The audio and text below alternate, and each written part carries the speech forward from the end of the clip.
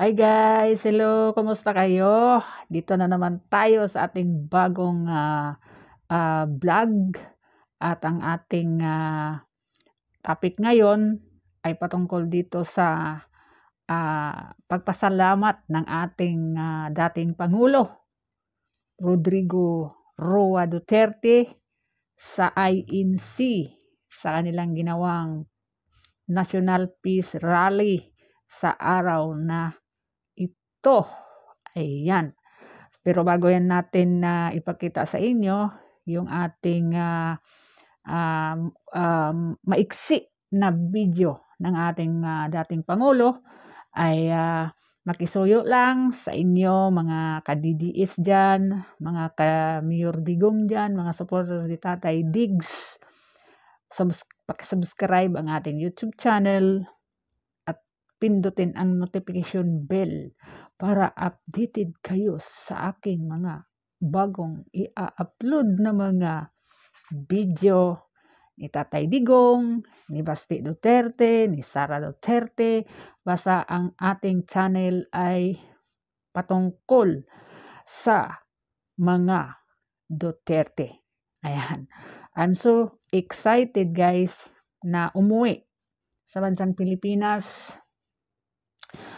Lalong-lalo na ng aking napakinggan yung ni Vice President Sara Duterte kahapon na willing siya natatakbo bilang Pangulo sa 2028. So ngayon pa lang, excited na akong uuwi kasi kung saan pupunta si Inday sa kanyang kampanya ay sasama tayo.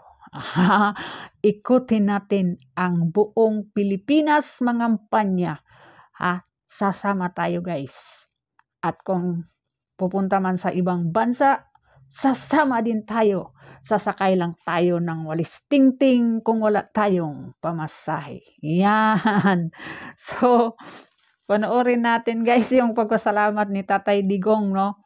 Ni Mayor Digong sa kapatirang Iglesia ni Cristo sa kanilang ginawang peace rally para sa no impeachment for Vice President Inday Sara Duterte. Ang daming nangyayari today. Ang dami. Lalo na yung speech ni Congressman Rodante Marcolita. Ayan, palabas din natin yan guys, i-upload din natin yan sa ating isang channel. Yan, pero sa ngayon, dito muna tayo kay Tatay Diggs.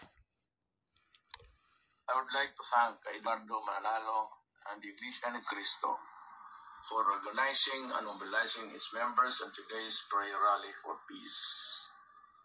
This is what our country needs in these critical times.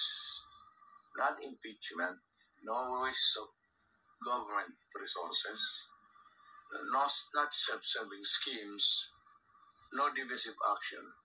We must unite. You must we must unite. move forward as one. We must serve the people. I would like to thank all groups and individuals who have the best interests of our country and our people in their hearts for showing up to be counted all over the country. This participation in the prayer rally show that they know and care what is happening in our country today. Amid all this noise, let us be forceful and ensure the meaningful future for our children and our children's children. Let us demand what is due to our people. So yan guys, ang mga pagpasalamat ng ating dating Pangulo, Mayor Digong. Ayan, kasi magiging mayor naman yan.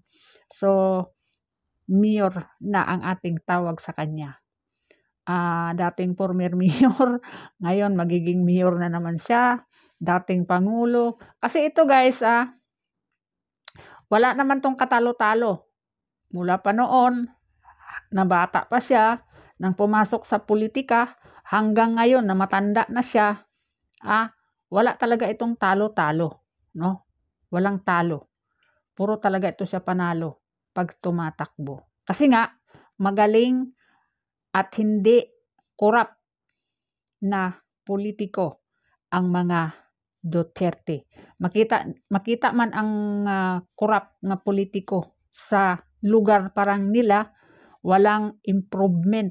Diyan mo makikita yung mga korap, mga magnanakaw na mga politiko. Yung lugar nila ba kung saan sila nakatira, walang improvement, no? Kahit kalsada, lubak-lubak pa rin, yung mga ganon. Pero Davao City, the best. Okay.